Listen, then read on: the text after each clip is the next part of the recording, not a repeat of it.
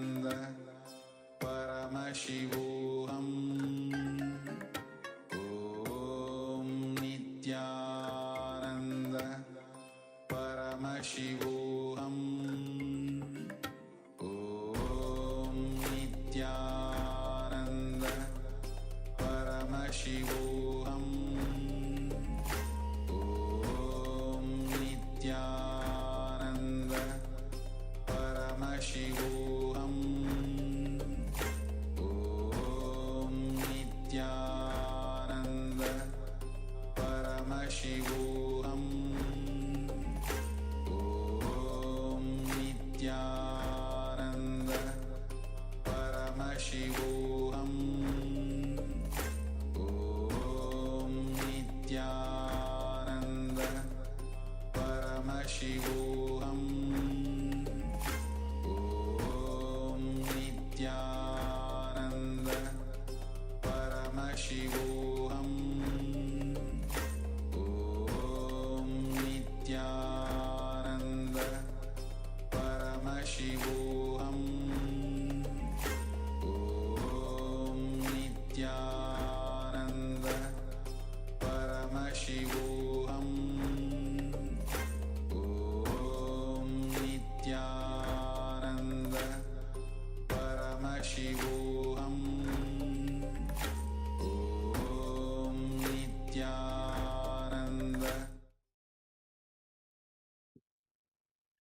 Yes, you can relax now. And slowly, very slowly, remove your eye bands. Gently let the light come back into your eyes.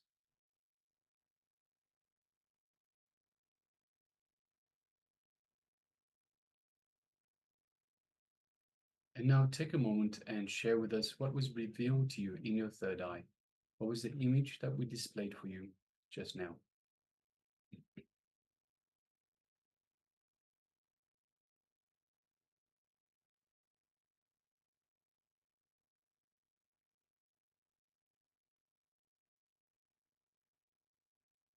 Yes, you can remove your eye bands. So those of you that still have the eyes covered, you can remove your eye bands.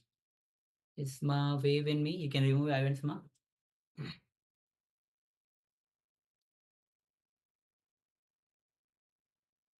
So now take a moment and share with us what was revealed to you. Don't leave out any detail.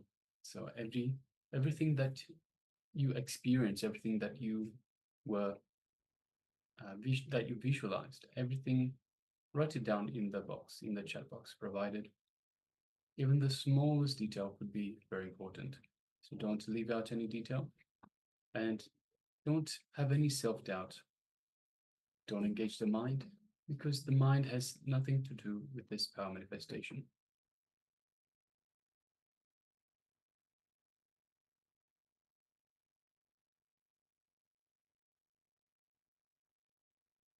Yes, so we have a sharing from Klaus Aya, who says, I saw trees. Yes, thank you very much. Thank you very much for sharing.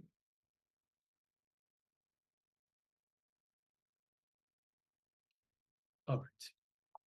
Ma Amrita Bandini, if you're there with us, requesting please switch on your camera, and also if you took part in the power manifestation, you can share with us as well, Ma.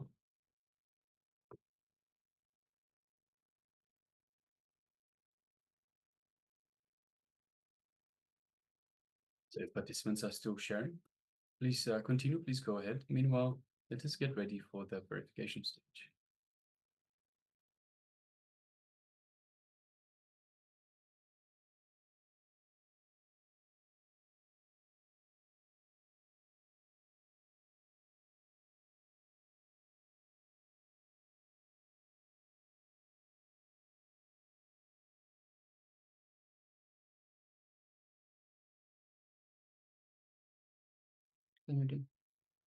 Yes, and also the participants that are following us on YouTube, you can share as well. If you took part in this power manifestation, let us know that you're there. So give us a greeting, just a hi, and let us know whether you took part in this power manifestation. And if you did, let us know what was revealed to you in through the third eye. So what was the image that we displayed for you? And all the participants, those who are watching us on YouTube, also request all of you to start sharing on the YouTube chat also. Start engaging, even if you are on YouTube. We'll be attending to each of your comments.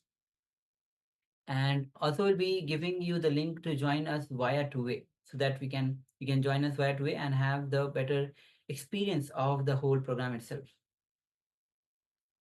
All right, so let us now move on to the verification stage. So shortly we'll be displaying the image that we displayed for you earlier. Yes, as you can see, it's a beautiful temple, and it's most kind of kindly it's a morning. You can see birds, you can see temple, sun, trees. You can see it's kind of a big structure of the temple itself, where you can see lots of trees. So it's probably a big temple. All right. So Claude here says, I saw trees. Wow, awesome. So we have trees, it's just visual. And not just that, in around the whole campus of the temple also there will be many trees. Yes, thank you. Thank you for sharing here. Yes, thank you very much. You have successfully manifested this power. So understand that every time that you manifest the power, be excited that the Paramshivaya is manifesting through you. You know, he's alive, he's manifesting through you. So go on manifesting more and more power. That's why Swami says power manifestation is the most exciting, most enlightening lifestyle. When you manifest these powers again and again, you go on bringing oneness within you. You grow oneness within you. You deepen your connection with Swamiji again and again, and ultimately having the superconscious breakthrough. And in terms of what you are seeing, so you saw trees this time, so you didn't see the temple itself. Any part of the image that you are seeing is still a successful manifestation, power manifestation. So don't get disheartened. You didn't see the temple. You did see lots of trees. We have lots of trees in the image itself. So it is very much a successful power manifestation. So congratulations, Ian. Yes. All right. So with this, we'll be moving on to the second round. So again, you can go ahead and cover your eyes with the blindfold.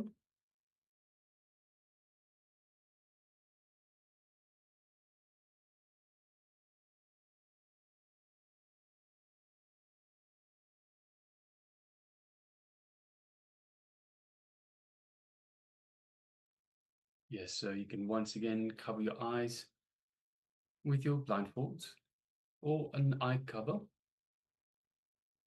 Let us sit comfortably with the head, neck, and spine in a straight line.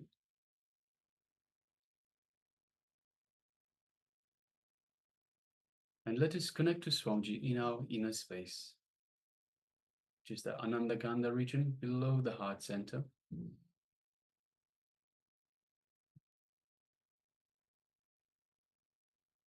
And now let us feel Swamiji's energy throughout our entire body. So for those of you that have just joined us, Mahanyana Priyananda, welcome up. We are just about to enter the second round of this power manifestation map. You can still join us. Please, requesting you to please put on an eye band. We are manifesting the power of third eye vision.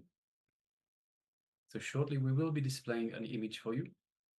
And through the power of the third eye, through the feeling connection to Swamiji, you will be manifesting this power of third eye vision. So now requesting participants, let us sit comfortably with the head, neck, and spine in a straight line. Let us invoke Swamiji in our inner space, in the Ananda Gandha region, just below the heart center. Feel Swamiji's energy radiating throughout our entire system, our entire body, every cell feeling overwhelmed by this beautiful superconscious energy that Swamiji is radiating. Every cell in our body is alive, rejuvenated, radiating. Just take a moment and feel space of oneness with Swamiji. It is from this space of oneness that the power manifests. Let us now gently move our gaze to the third eye, just between the eyebrows.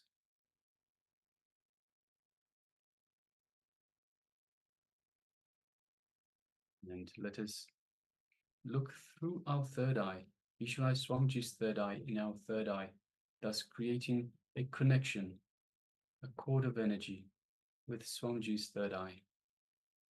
And as you do so, feel the energy built up in your third eye.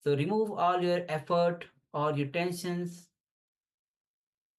or even the worries that you are carrying, whether you are able to manifest or not. Just remove everything. Whether you're manifesting or not, it is Swamiji who is manifesting through you. Then you enter in space of unclutched space, the total pure unclutched space from where power starts manifesting. Yes, and right now, Ma Wei Wen Mei, you can remove your eye band as well. Yes. So requesting Ma Wei Wen Mei, you can remove your eye band and let us know what was revealed to you in your third eye. Yes, thank you, Ma. Yes, thank you, Ma. And let us know what was revealed to you through your third eye. What Swamiji revealed to you. And remember again and again that it is through the oneness, that pure oneness, when you drop all your logic, when you drop all your confusions, when you go beyond all the limitations, all the beliefs, then you start manifesting the powers of Paramashivoham. It's Claudia says, I saw water. Very good. Thank you for sharing. Thank you for sharing, Klaus.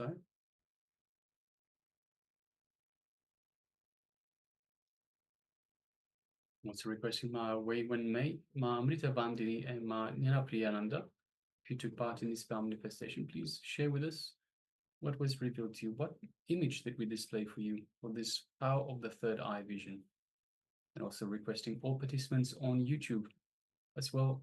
You can share as well. So if you took part in this power manifestation, you can share as well what was revealed to you in your third eye. And of course, the participants on YouTube, you can join us in the two-way. So we'll be displaying the link for you shortly. So you can register and join us in the two-way. So it is a much more personalized, much more targeted program in the two-way. So we are much easier communicating back and forth, and we can tailor the program to your needs.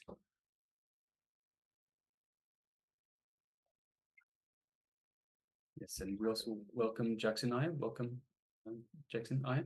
Yes, Nithyananda. And we also have one more participant. I cannot read the name, so but welcome to this. This is the second round of the power manifestation. We are in day 9 of the Paramashivoham Level-1 program. So far today we've had the yoga, so 1 hour of yoga, the Pratama Vinyasa Krama. And now we are straight after the yoga into the power manifestation, this second round of power manifestation, just requesting participants to share what was revealed to them in their third eye. So shortly we'll be moving on to the verification stage.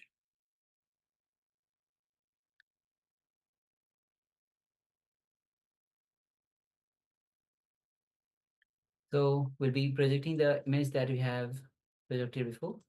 As you can see, it's a house. Even the house is made of bamboos, and the forest in which the bamboo, the house itself is there, it's full of bamboo. So it's a bamboo forest with the bamboo house itself. This whole house itself is made of bamboos. Even the pillars, kind of pillars, wooden pillars that are standing on, that is also made of bamboos, and it's giving a beautiful structure, hut kind of structure. There are lights. Yes, great. Yes, so Klaus Iyer says, I saw water. So we don't actually see water in this, although because the house itself is built on pillars, that's usually when there's flooding. So we can assume that there might be seasonal flooding, which is why the hut itself is raised off the ground, so water doesn't come inside. But as such, we don't see any water in there. So it's a beautiful bamboo forest and a beautiful hut with firelight around. So yes, thank you very much for sharing, Aya. Yes. So with this, we'll be moving on to today's theme itself. And today we are having the theme of Shakti Spurana, the flowering of the energy. The deity is Somaskandar. Today, Swamiji will be gracing us as Somaskandar. And today we'll be going through the three bodies, the three layers that we have: the physical body, mental body, and the causal body. Yes, so these three bodies constitute our existence: the physical, the mental, and the causal body. The mental, the subtle body. So the physical body is the tangible aspect of our being, the body that interacts with the physical world. It is responsible for our actions, for our movements, and our sensory perceptions, our sensory experiences in this waking state. The second body, the subtle body, is the body that operates primarily during the sleep and is associated with and dreams. It allows us to engage in mental activities even when we are not consciously aware of them. The third body is the causal body, and this body represents a deeper state of consciousness that we experience during profound, deep sleep without dreams. It is where we connect with our inner self and experience a state of restfulness, devoid of thoughts. So with this understanding, we'll be entering into the derivation by Swamiji on the introduction of these three bodies: the physical body, the mental body, and the causal body. So please come to the space of listening and let's begin.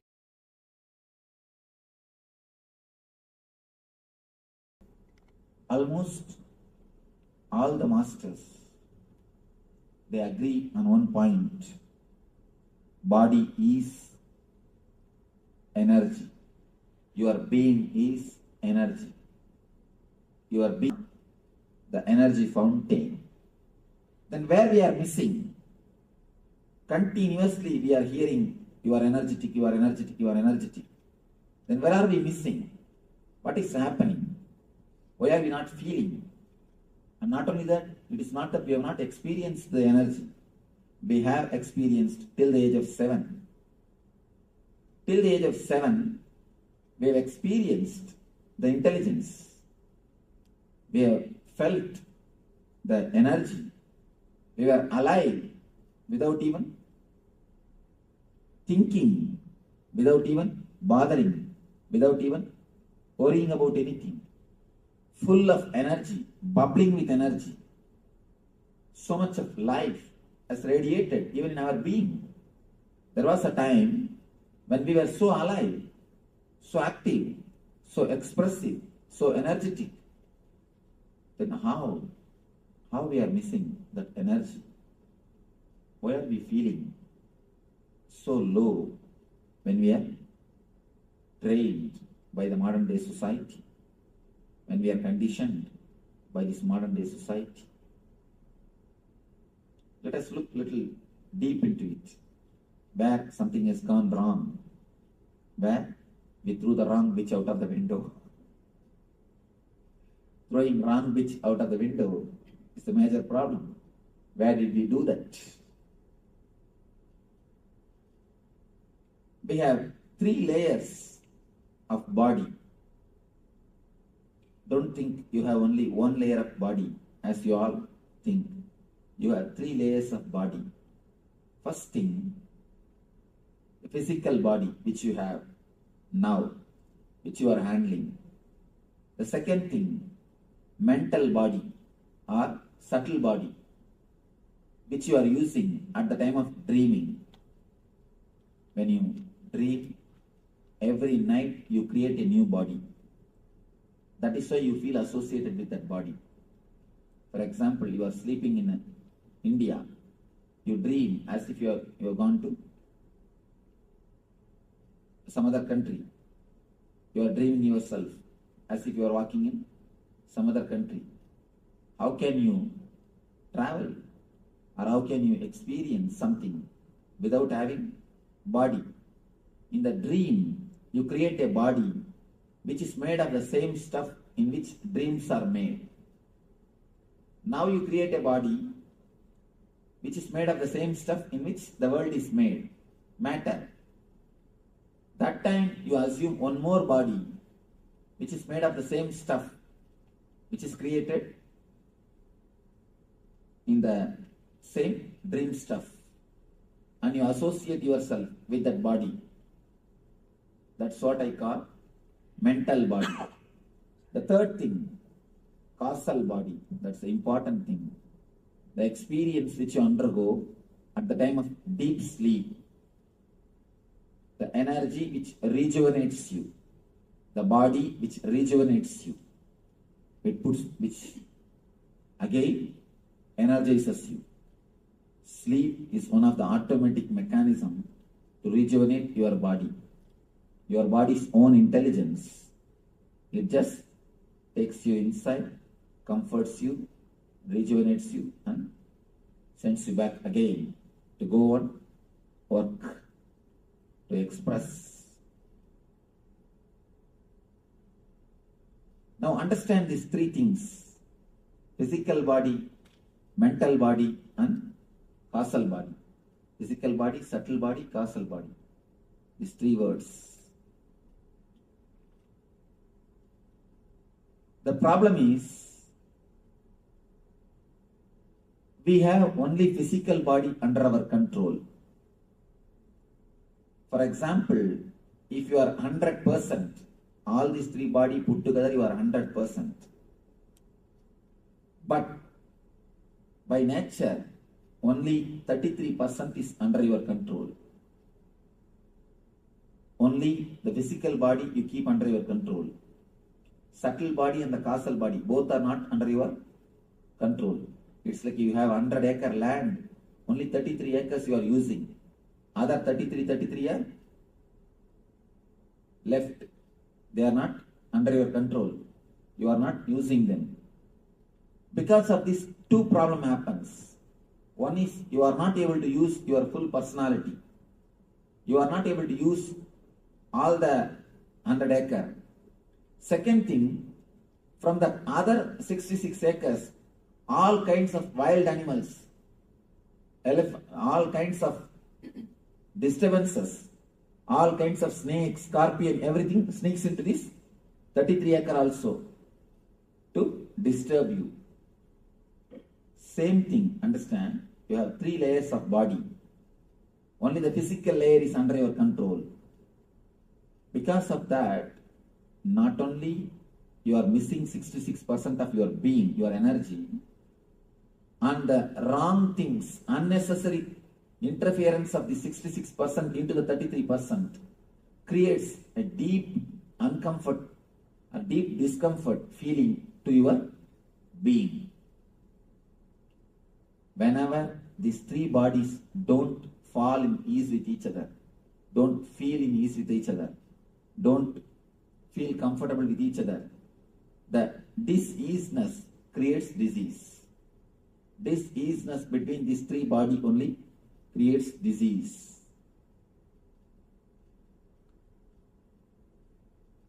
Whenever your subtle body unnecessarily enters into the physical body, you feel restless.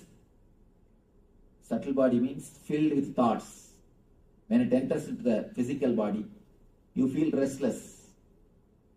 Wherever you are, you don't stay there. If you are here, your mind is somewhere else. We can be sure about that. Continuously you feel restless. What next? What next? What next? What next? Restlessness and the psychological dissatisfaction is the main reason for all the psychosomatic disorders. All the psychosomatic disorders is the only one reason. One important thing. Now the doctors are coming up with a conclusion. Even the accidents are your invitations. We are thinking accidents are accidents, but there is so much of research done by the people. They are coming up with a new data, new informations. Unless you invite, unless your mind is ready, unless you are asking, accidents don't happen. They call it the power of coincidence. There is no such thing as coincidence happens on the planet Earth. If you don't know the cause, then you say it's a coincidence. Everything happens only with cause and effect. There is nothing on the planet Earth which happens without the cause. Can anything happen without cause? Only cause and effect. If you know the cause, you say cause and effect. If you do not know the cause, you say it is just coincidence. We may not know the reason, but there is no such thing on the planet Earth which happens without cause. Everything happens only with cause. Even if the accidents are proved, they have cause. They have invitation from your side. Can't we understand the diseases are nothing but our own creation? And one more thing, important fact. Every part of your body has got its own life. For example, liver is replaced once in 12 months. Every 12 months, your liver is replaced totally. Not even one cell, one atom is left. Total liver is replaced in every 1 year by your body. Same way, every part of your body is continuously getting replaced. Continuously getting replaced. You create new part, and the old part by and by dies. Slowly the dead cells are removed and new cells are created and the part is replaced. In this process, your thinking system, your subtle body, your mind involves very much. Your mind plays a major role in the new creation or updating your body. In the East, there is a beautiful science called Samutrika Lakshanam. Means they will tell your character just by seeing your body structure. Just seeing your body structure, your character will be very clearly explained. It's a science. It's not a belief. It's not a superficial prediction. Science. They will tell your character very clearly, exactly inch by inch, just seeing your body structure. Because the Eastern mystics have discovered long time ago, your mind plays a major role on creating your body. So, your mind is the experience, body is the expression. Your body is the expression, mind is experience.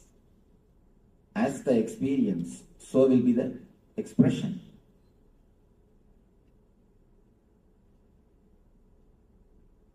Your mind is the master which creates your body.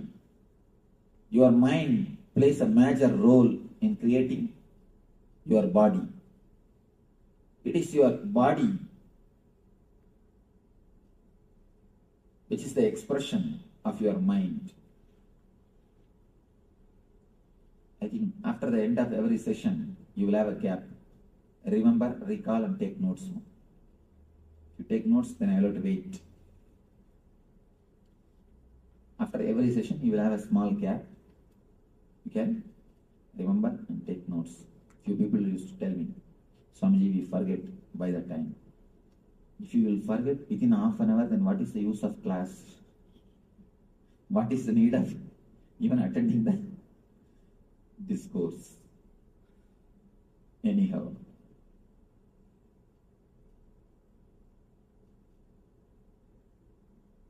These three bodies, when they interfere in the other's space without invitation, they create trouble. As I was explaining to you, if the subtle body enters into the physical body, it creates deep restlessness in you and it creates psychosomatic diseases, wheezing, stomach problem, and all the problems related to heart, the Anahata chakra and Manipuraka, as just because of the subtle body entering into physical body.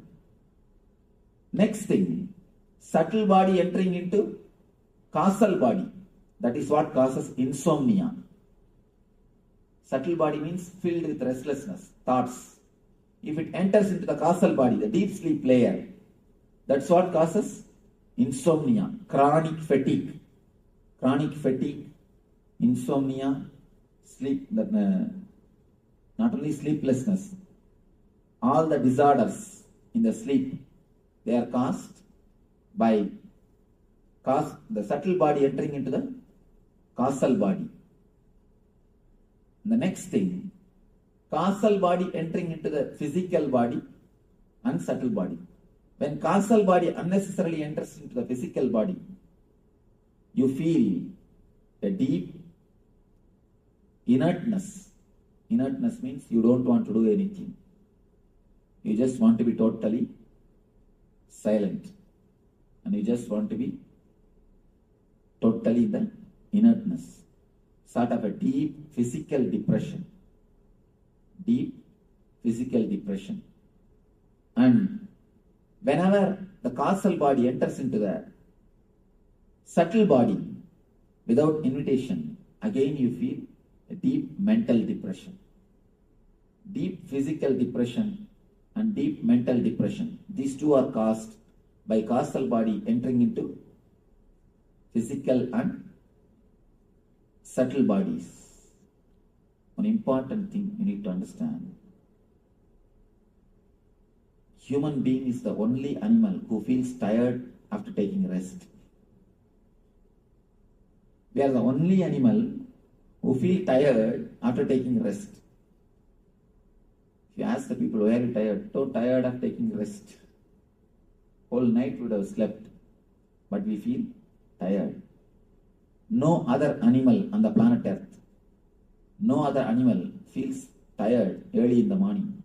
You can see birds chirping and flying.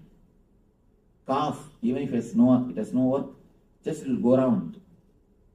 And dog, it will go around the house and see its boundaries. And there is no other animal which does not have, which gets disturbed so much, or which is away from the nature. We are the one and only animal who get tired after taking rest. Because the causal body is not total when you rest. Important thing, doctors are now declaring. In America, nobody sleeps more than 14 minutes maximum. Any average human being, he sleeps only 14 minutes maximum. After every 14 minutes, he comes out, he is thrown out. He comes to the dream state and wanders in the dream state, then he falls into the deep sleep. Deep sleep, just for 14 minutes, he is thrown out, he wanders in the dream state, the mental restlessness again goes back to deep sleep and comes out. Not more than 14 minutes. You have any question? Something you are telling?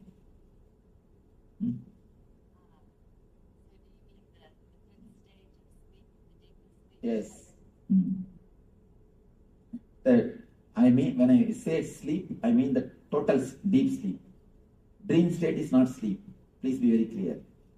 Dream state is one of the disease. Let me explain. When it comes to the second layer, I'll explain how the dream state is disease.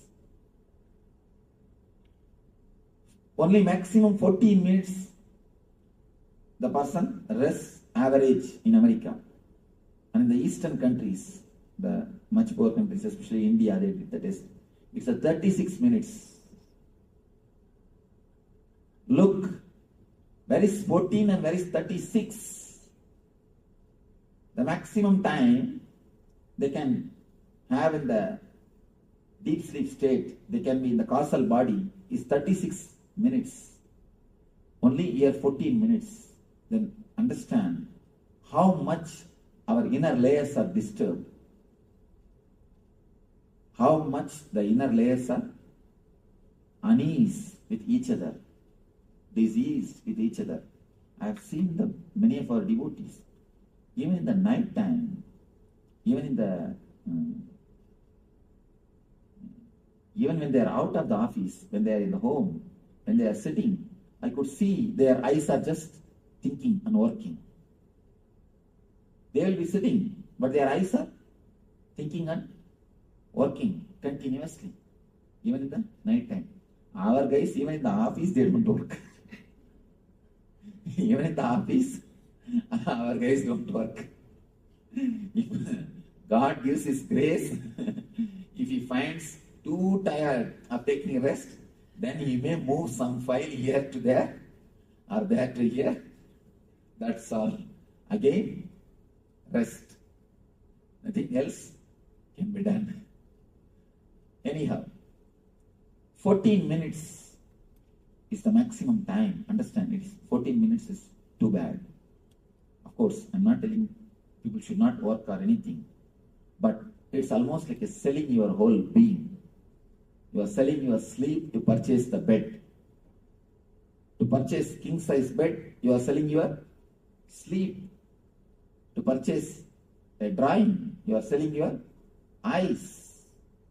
According to me, you can work the same amount of the work which is done by an American citizen, and you can have more sleep than an Indian citizen. This both can be joined with the right meditation technique. With the right meditation technique practice, because you have tremendous potential energy. Not that I am telling this as a thesis or a theory. I have already worked with 30 people, with a group of 30 people. I already experimented the whole technique. Whatever I am going to speak to you today, I have already experimented more than 1 year. More than full 1 year, we did an experiment with these ideas. Just only few months ago, I designed this whole program. We are continuously working like a laboratory on these great ideas. When we prove solidly, it does not create any side effect. It creates only positive effects, and it creates only the right results. Only then I bring it out to the market. Now I tell you, we have worked on this technique and proved it. Not only these techniques are foolproof, they are giving tremendous results. And now, at least in our ashram, people sleep hardly 2 hours. They work at least almost 22 hours continuously, and again they are filled with energy. Nothing. Right food, right understanding about sleep, and right meditation. Over. Nothing else. Only these three things. When your 3 layers are cleansed, when you clean these 3 layers of your bodies, and have a right few tips in the food, in the sleep, and in the meditation. These 3 are the basic thing. Then automatically you will see you are able to express tremendous energy. At the same time, you are able to have the deepest possible rest. Both will continuously happen at the same time. And this course is, I call this course as a get well course. Understanding about these 3 layers, first will remove the diseases from you. Next, it can create a positive well-being, total well-being in you. If you have any questions about these 3 bodies, you are welcome. Otherwise, we'll go for the next session. Any question? Yes.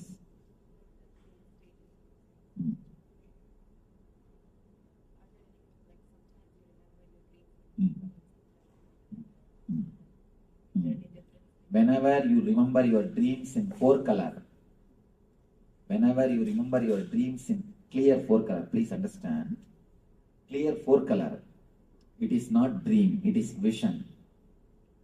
Whenever you are not able to remember the color, whenever you feel, there are many people who feel, will my dream come true? Will my dreams have got some significance? Are they something spiritual? So try to remember it. When you remember, if you remember it with 4-color, be very clear it is vision, because dreams don't have color. Be very clear. If you remember it by 2-color or just by words, then forget about it. They are just simple dreams. They are getting released. Dreams are like a safety valves in the steam engine. The steam boiler or steam engine, if the pressure of the steam becomes too much, they will have a safety valve which will automatically open and release the steam. Release the extra pressure.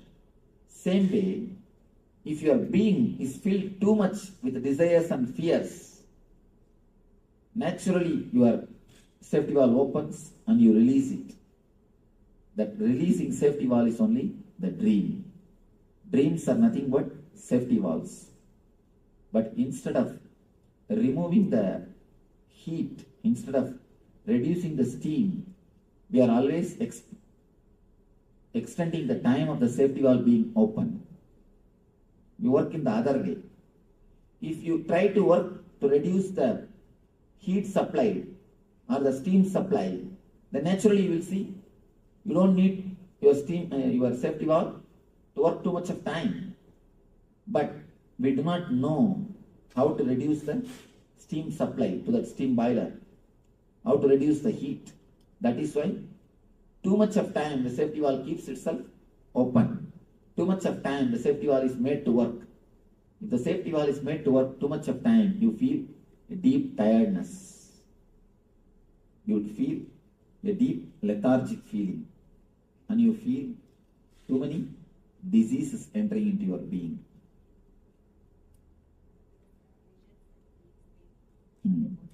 Visions in deep sleep are nothing but the visions in the normal time. Both have got same meaning, same thing. Why that in the deep sleep vision starts happening? Your logic is resting. So that time relating and feeling the divine is easy. Now even if you get the vision, you will ask for ID card, whether it is real or true. That time you won't ask for ID card. That is why you get more visions at that time. Subtle body is your mind. Causal body is not your mind. In causal body, your very basic base itself does not exist. You become one with your basic energy. So in causal body there is no mind. Only in subtle body there is mind.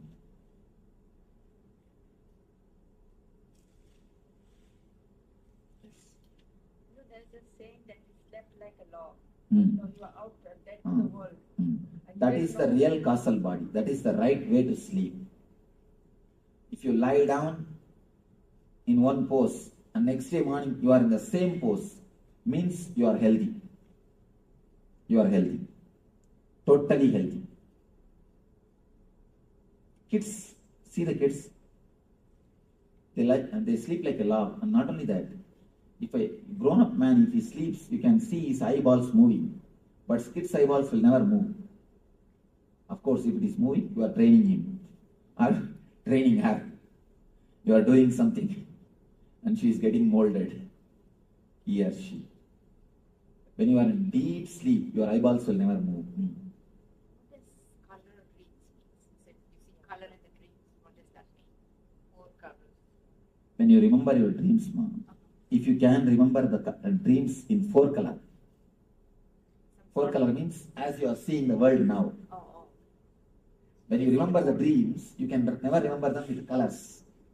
You can only remember the scenes in a vague way. It will not be so clear and solid like this.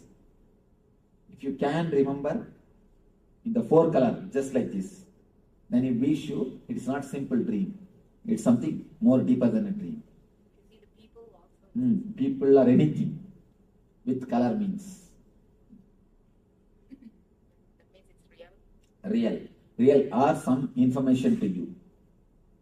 It's from superconsciousness, not from unconsciousness. Any dream which appears in a clear four color, which is remembered by you. You see, when you dream, always things look four color. Only when you come out, it becomes two color. So even in this existence, in this physical body, if you can remember in four color, then be sure it's not an ordinary dream. Yeah. Talked about causal body going into the subtle body going into the causal, what that causes. One thing. Confusing. I don't understand how the differentiation. Physical body means this body. Subtle body means continuous thinking or continuously boiling inside. Causal body means a deep rest, a total rest. This causal layer, if it enters into the physical layer, you will feel a deep lethargic feeling. Sometimes, for no reason, you feel a deep lethargicness. You don't want to do anything. You just want to lie down in the bed. Deep lethargic feeling. And the same way, if this causal body enters into the subtle body, you feel a deep mental depression. If the causal body enters into the physical body, you feel physical depression. If it enters into the mental body, the mental depression. For no reason, you feel totally depressed. You will search, you will find for some reason, you will not find any reason, there will be no reason. But you are feeling totally low. It means the causal body is entering into subtle layer, subtle body. For example, imagine 3 circles. Can you make a 3 circles? Yes. Not one on the other, separate.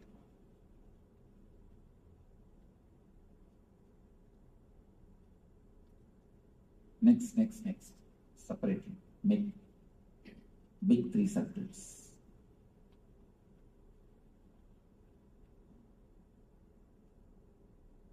Little this side. Little you need to come this side. Because so much of space is there. Use only upper portion. Below, lower portion I will have to put the table cover. Same size. Next.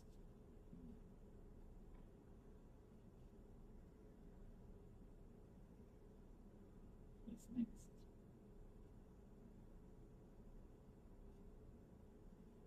Yes.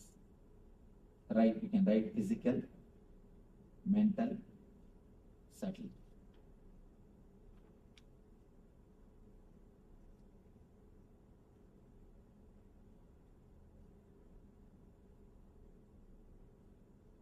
PL and causal.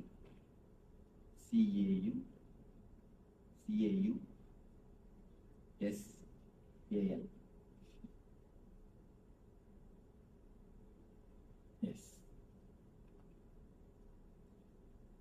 These 3 circles, they enter into one another without invitation. And they don't enter when you invite. That's the problem.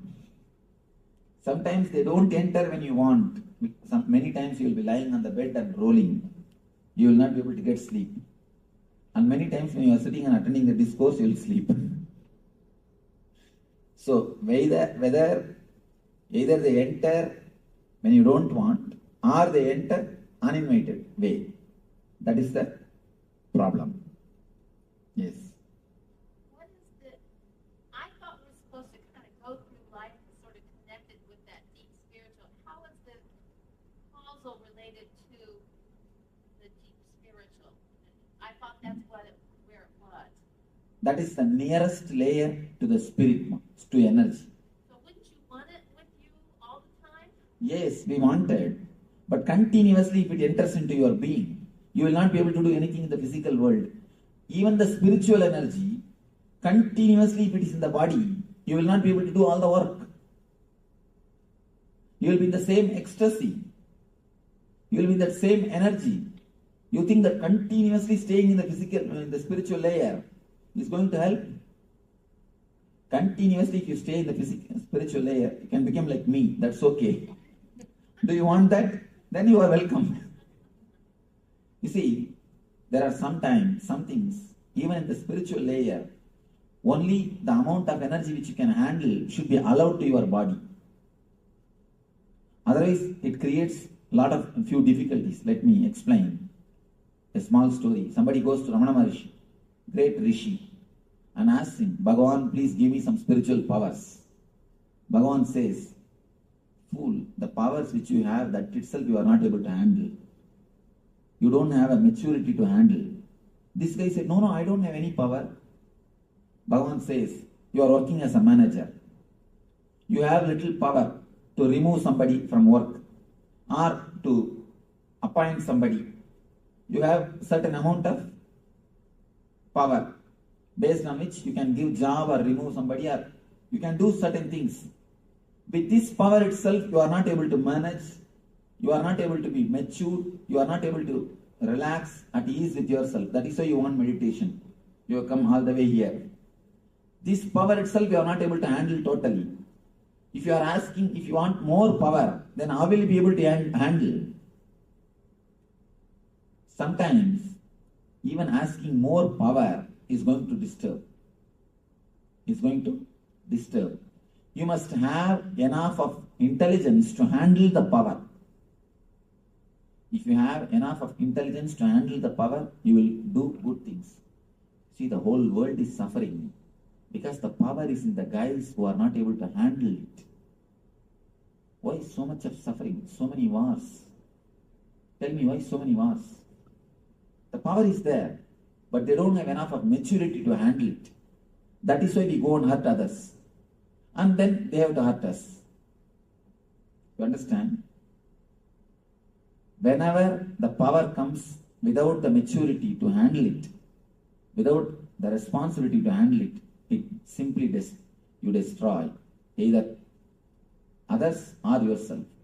For example, if a knife is given to a kid, either it will hurt others or it will hurt himself. The same thing politicians are doing all over the world. All over the world. I do not know what these guys are going to do because all the nations have piled up atomic weapons which can burn the planet Earth 700 times.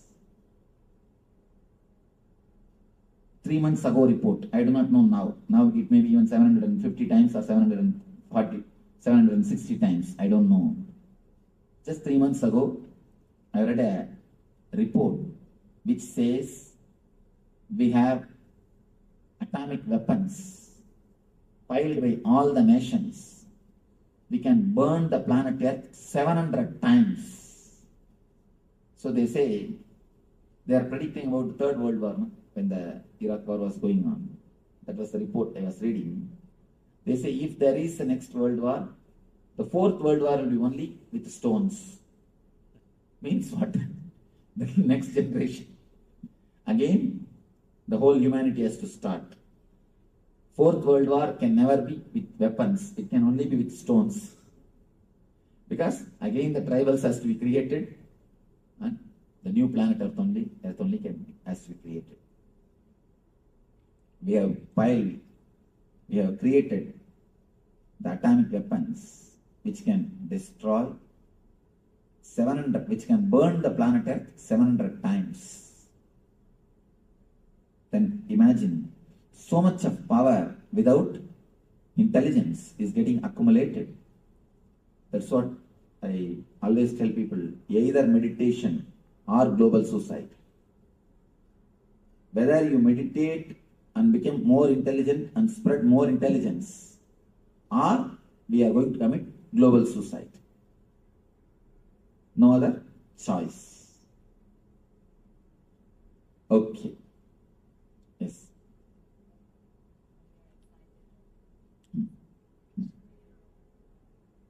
restless, the subtle body enters into physical body. Subtle body enters into physical body. That's why you get restless, excited, and not knowing what to do, disturbed. That is the thing. And when subtle layers enters into causal body, insomnia, you will be lying on the bed, you will not be able to sleep, rolling on the bed. That's what insomnia. A deep restlessness in the sleep. Okay. So, you will have a small break. Then we will come back and enter into the next session.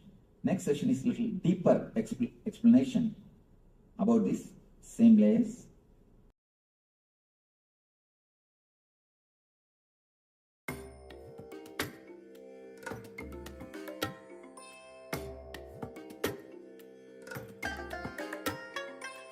I bless you all. Let you all open all your three eyes and manifest the powers of Mahasudashiva. Om Nithyananda Paramashivoham. Om Nithyananda.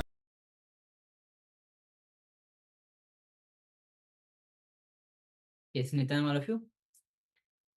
So the three bodies. Swamiji gave introduction to the three bodies, and also we are joined by the new participants, Ma Lisi Wang, Yes, welcome. Nithyananda. Ma Siabu has joined us, Nithyananda. Nithyananda. Ma Shiwepi. Yes, Nithyananda. Nithyananda. Newan Ma, welcome. Nithyananda. And also we have Ma Kelly Wang. Wang, Yes. Nithyananda. And Ma Kanambananda. As iPad, yes, welcome. Ma. Welcome to the Paramashivoham Level-1 program. This is day number 9. Yes. So the Swamiji says the three layers, the three bodies that we have: the physical layer, the subtle layer, which is the mental layer, and the causal layer. When these three, when the how they meet each other, I mean, how it penetrates and how it comes as experience to all of us. Swamiji says very clearly, mind is an experience, body is the expression. And there's a samudra lakshana, where and it's very clear described just by looking at your body. They know what is your whole, what goes on, what mind you have. So the three bodies, when the subtle body enters into the physical body, the physical layer, it causes restlessness. And when the subtle body goes into deep sleep, it causes insomnia. You are not able to sleep. All the sleep disorder comes from that. And when the causal body enters into the subtle layer, it causes deep depression. So how these layers goes into each other meet and how it creates a disease. And someone says that dream state itself is a disease. And that's why only when you are in the deep sleep state, there only you rest. And someone gave the example of how in America, 14 minutes is the deep sleep or the rest time. And in India, 36 minutes. So, and even the spiritual power, the spiritual energy has to be allowed at some level. Otherwise, that also creates disturbances. So that also you'll be able to, how much you can handle, that much energy should be allowed. So she gave example of how a person goes to Ramana Maharshi and asks, give me some extraordinary powers. Ramana Maharshi says, fool, you have some power which itself you are not able to handle. For example, you are working and you have handle you're a boss and you're not able to handle that itself. So the power comes with maturity. That's why the whole world is suffering, because power is there, but they're not able to handle the power. So with this, we'll be entering into a activity, the 7 layers of the body. So we'll be displaying this so that you can sketch it for your reference, all the 7 layers that we have. Yeah, so these 3 bodies you'll notice that are part of these 7 layers of the body. So we have 7 layers of the body itself, of which 3 bodies are the physical body, the subtle body, and the causal body. The rest are layers, so layers of energy as such. Yes. You can actually take a notebook, pen, paper, and start to sketch this representation of the 7 layers of the body. And so throughout the program, you'll be referring to these 7 layers. So take a moment and note it down.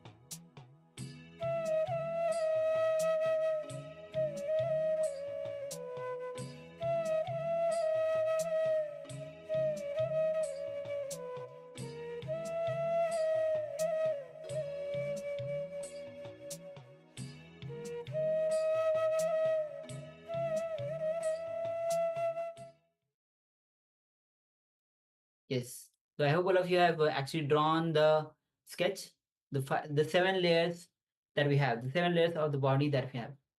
See, understanding these 7 layers also gives, when you have the intellectual understanding about the layers of the body that we have, it gives tremendous deep understanding about ourselves.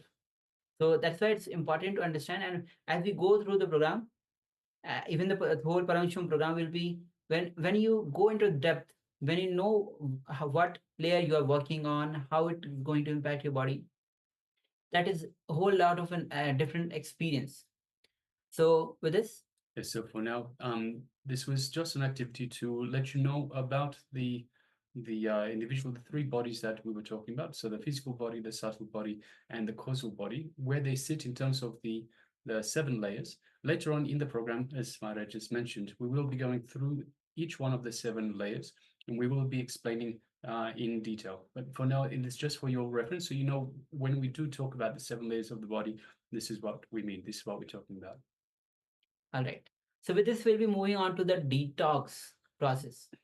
So detox, as we have said again and again, go on detoxing. Detox is a very important part of your spiritual routine. Not only spiritual routine, a whole lifestyle itself. Whether, of course, we have lived the lifestyle that we are living, the food that we are eating, or through various other sources, we gather toxins again and again. So it is important to go on detoxing through various means. Either you take haritaki, either you do take lemon juice or neem juice, or various other detox processes are also there. So we'll be now entering into one of the detox process, and this is the Palyaswaram. So Palyaswaram is the quite popular detox with rice from the old rice. So the palaya itself literally means the old rice, that is simply technique to experience Parameshwar Sant Sarupa. Means it gives you that deep silence, the deep silence of Parameshwar. You experience that deep silence or the Paramashanta Sarupa of that ultimate. So that literally, this is simple technique to experience this. So the recipe for this is, what you need to do, see, in the night when you have the cooked rice, so make sure that you have cooked rice, and in the night, and the cooked rice which is there, leave the cooked rice in the water overnight, throughout the night. So basically keep the rice which is the cooked in the water. Keep that not in the water with which you cook the rice, but water separately, add the water separately in the cooked rice, and then keep it over the night. And next morning, drink it with the water. Drink the water and eat the cooked rice with the green chili. So there are 2 things. So over the night you have cooked you have put the rice with the water. In the morning, separate the water and the rice. Water, you drink it, and the rice that is left, eat that rice with the green chilies. It is important to understand the differentiation here. So when we talk in the Vedic cuisine, if we're talking about green chili as opposed to red chili, so green chili means fresh chili. So it doesn't matter, doesn't refer to the color of of the chili itself. So it's not like you can have green chili raw or red chili raw. It is, green chili refers to raw chili. So whether it's red or green, it is the raw chili that we're talking about. When we talk about red chili, we're talking about the cooked chili. So when you cook it in the dish, whatever dish you put it in, that is red chili, that referred to as red chili. So with this one, eat it with raw chili. Yes. So when you take, when taken as only 1 meal a day, it burns the whole stomach and cleanses all the toxins. So the same Palyaswaram, now we discussed. So when you drink the water separately and eat the rice with the chili, the fresh chili, and when you take this, when we take only 1 meal a day, then it burns this detox, this Palyaswaram. It burns the whole stomach and cleanses all the toxins that we have. So it's, now you understand how important it is. So recommendation is, try it for the first week or 1 week, 1 meal after morning puja as a breakfast.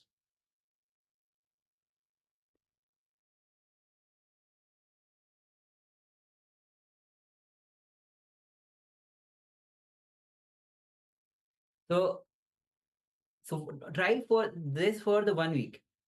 Every morning after the puja, do this. Take this one meal, which is the paleswaram, which is kept overnight. The cooked rice which you have kept overnight in the water. In the morning again, separate the water, drink the water, and the rice which is left, mix it with the green chili, fresh chili, and eat it after the morning puja. Yes, and as mentioned, so the recommendation is that you try it for 1 week, so 1 meal a day. So this is also fasting as well. So it is detox as well as fasting. It is because you're fasting, you're also helping that you're not ingesting any further toxins, and of course, it is also detoxing in that it removes the toxins related to the stomach. So it is a very good, very powerful detox method. As we said, try it for 1 week. So just have this one meal. So this cooked rice left overnight in water to soak.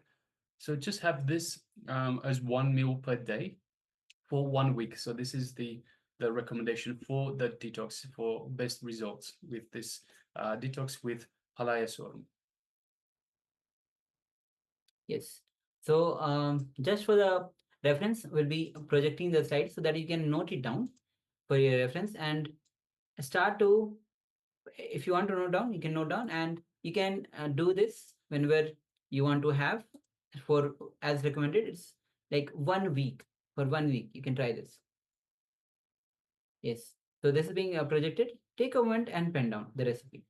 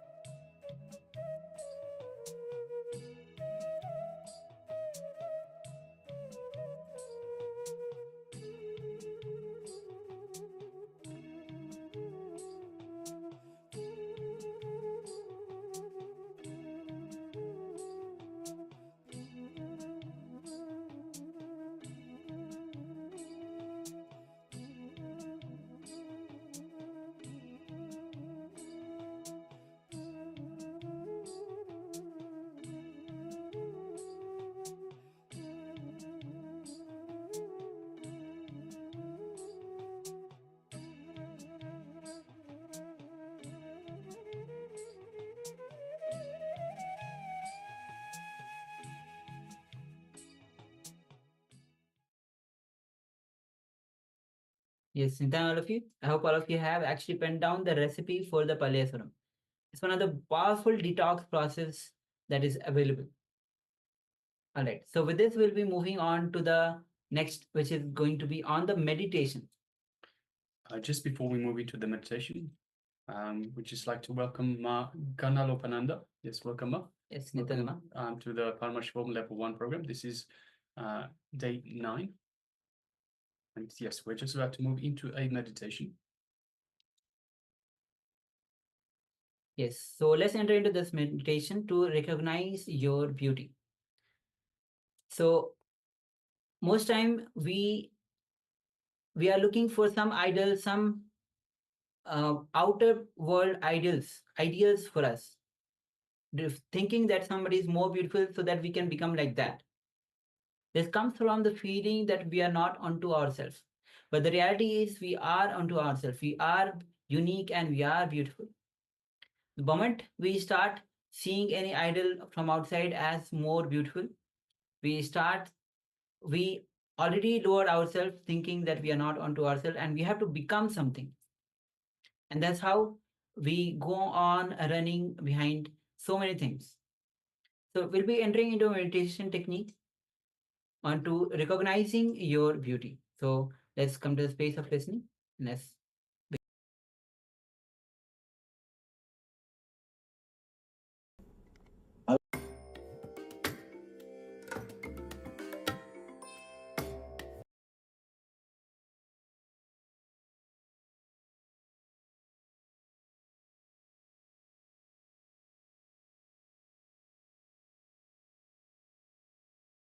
Body is beautiful.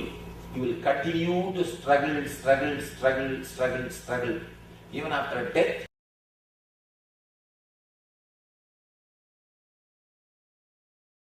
Drop the idea that somebody else's body is beautiful. As long as you have the idea some other body is beautiful, you will continue to struggle. Even after death, you will worry what dress they are going to put on me, I don't know. You will write a will and create life insurance. Anyhow, when you have the idea somebody else's body is beautiful, even after death, you cannot relax. Even after death, you cannot relax. Understand, your body is beautiful. Your body is enough. You are beautiful unto yourself. This is the way God has chiseled you. This is the way God has created you. This is a masterpiece from the master of the universe. You can never be intelligent than the whole. Can you be intelligent than God? Can you be intelligent than the whole? Part can never be intelligent than the whole. Craving or seeing, thinking somebody else is beautiful will make you as a split personality. Will not let your intelligence, biointelligence, be totally alive. You will not appreciate, enjoy your whole body totally. A simple meditation technique to do two work. First work is to cleanse the energy blockages. Throughout your body there are so many energy blockages. Like a blood clot, there is a thing called energy clot. The energy blockages. If you can remove these energy clots, energy blockages, naturally your inborn healing tendency will be awakened. You will have your healing, the innate healing habit will be awakened. The quality of self-healing, the power to heal yourself will increase. That's the first step. Second step, awakening the intelligence, part by part. How are we going to do? There's an idea in Patanjali. Every part of your body is independently breathing, inhaling and exhaling. It's very strange, but true. Every part of your, don't think you are breathing only through nose. Through nose you take the air. Through the whole body you take the air energy. Prana does not mean air. Prana means air energy. Please be very clear. Prana means air energy. According to Patanjali, every pore takes the prana and sucks the prana and leaves the apana. It does the breathing, inhaling and exhaling. It takes the ether directly from the cosmos. Actually, I had my own doubt. Is this true? I met a yogi who was under the ground in Uttar Karnataka. He stayed under the ground in a closed, tight container for 1 full year. 1 full year, no food, no water, no air. He stayed inside one full year. After the 1 full year, when he came out, suddenly actually when he came out, he had my darshan. Strange, I never knew him. He had my darshan. He came to the ashram to see me and to have a blessing. When he came, I asked him, how did you manage to do this? How are you able to do that? He said, this is the Sutra Swami. This is the Patanjali Yoga Sutra only. Then I understood, even for modern women, it is alive. Then later on, I started scanning the technique consciously. Then I was able to understand, when ordinary plant can produce energy directly from sun, why not your body? It is intelligent. It has got intelligence. When you can awaken this intelligence, naturally you will take, food intake will be less. You will do meditation technique which is 2-step. Which has got 2 steps. First step is from the toe to head, step by step, we will tense and release the energy blockages, energy clasps. We will concentrate on it, tense, maximum pressure, create the maximum pressure in every region, so that whatever energy clasps are there, let them be evaporated. Create the pressure as if you will burst. We will go from toe to head, cleansing the energy clasps, and then from head to toe, inhaling and exhaling. That is going to be very tricky. You should visualize, if I say head, you are expected to visualize only this top portion, crown portion is inhaling and exhaling. Breathe through that area. Feel you are inhaling the prana, exhaling the prana through that region. Every pore, every hair hole, every pore is inhaling and exhaling. Feel your head is shrinking and expanding through inhaling and exhaling.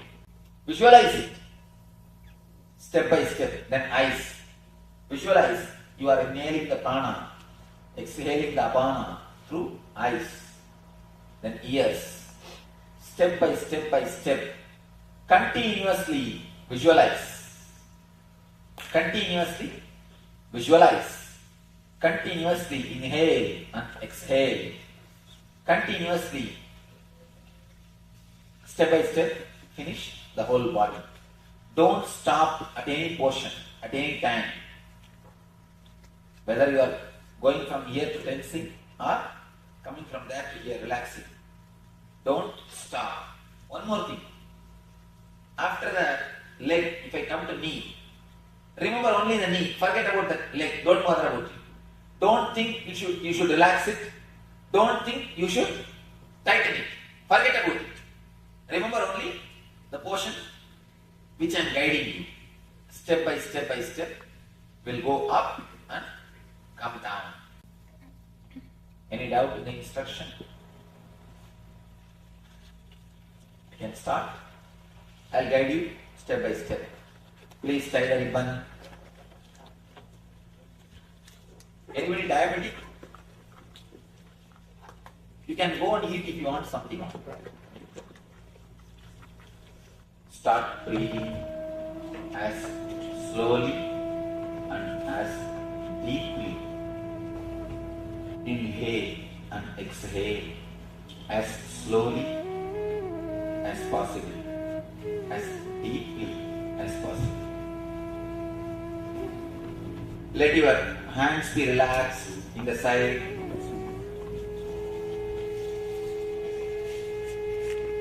Start breathing as slowly and as deeply as possible.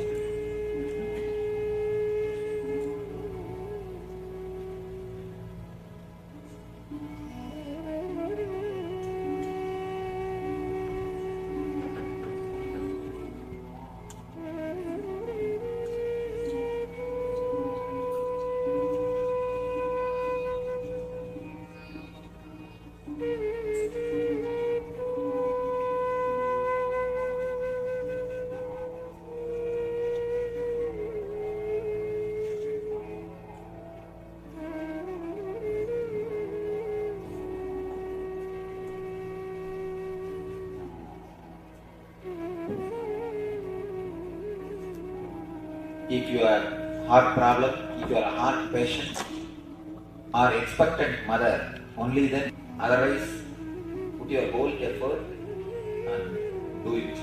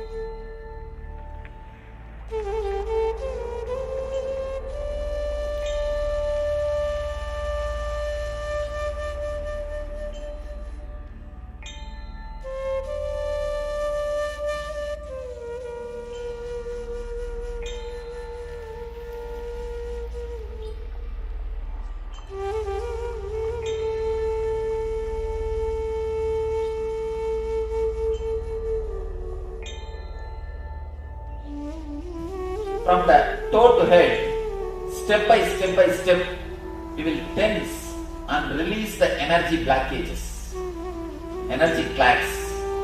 We will concentrate on it, tense, maximum pressure, create the maximum pressure in every region, so that whatever energy clasps are there, let them be evaporated.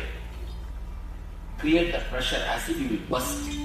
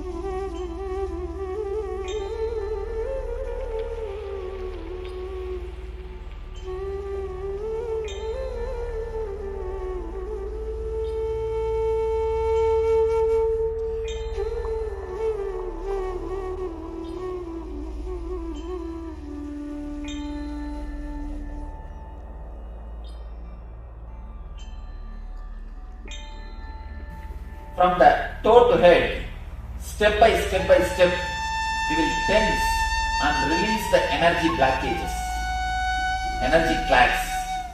You will concentrate on it. Tense. Maximum pressure. Create the maximum pressure in every region. So that whatever energy clouds are there, let them be evaporated. Create the pressure as if you will burst.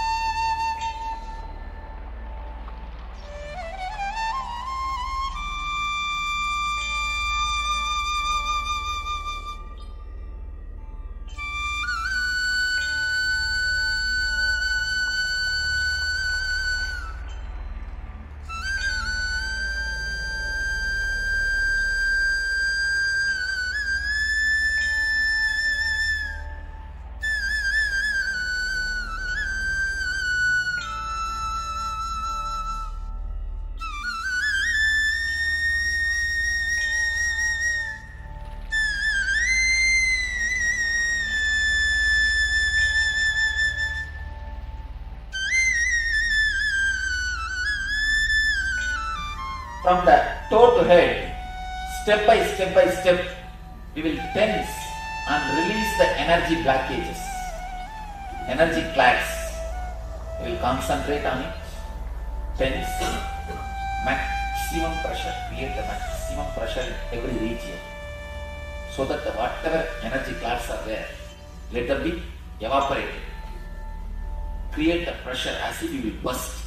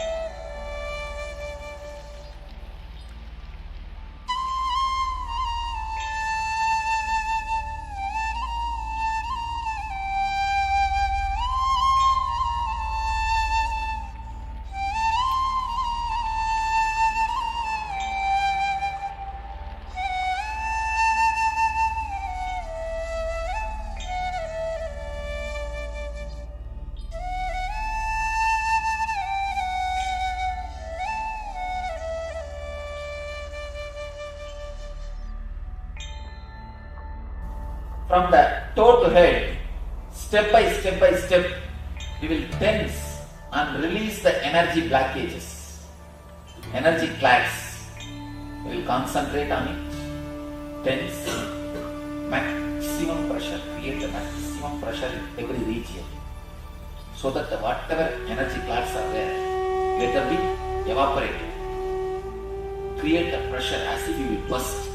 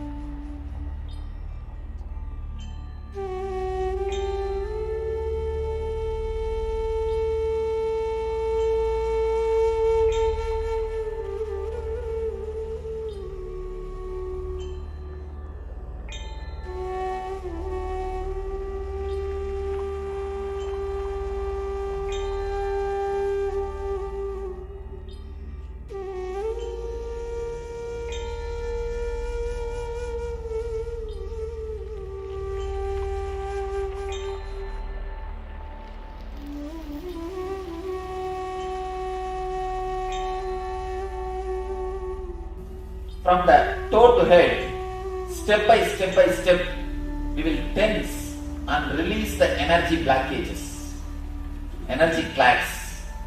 We will concentrate on it, tense, maximum pressure, create the maximum pressure in every region, so that whatever energy clouds are there, let them be evaporated. Create the pressure as if you will burst.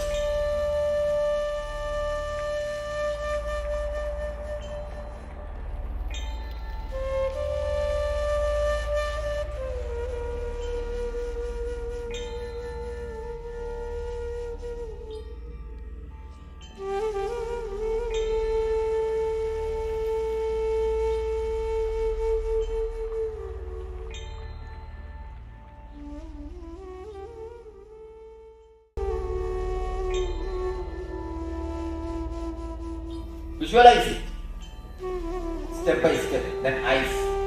Visualize you are inhaling the prana, exhaling the apana through eyes, then ears. Step by step, continuously visualize. Continuously visualize. Continuously inhale and exhale. Continuously, step by step, finish the whole body. Don't stop at any portion, at any time. Whether you are going from here to tensing or coming from there to here relaxing. Don't stop. One more thing. After the leg, if I come to knee, remember only the knee. Forget about the leg. Don't bother about it. Don't think you should relax it. Don't think you should tighten it. Forget about it. Remember only the portion which I am guiding you. Step by step, will go up and come down.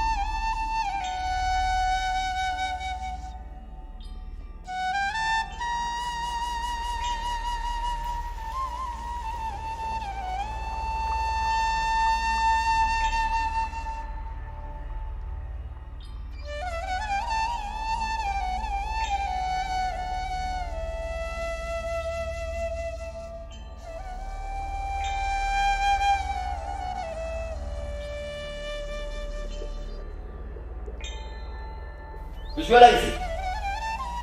Step by step, then eyes. Visualize you are inhaling the prana, exhaling the apana through eyes, then ears. Step by step, continuously visualize.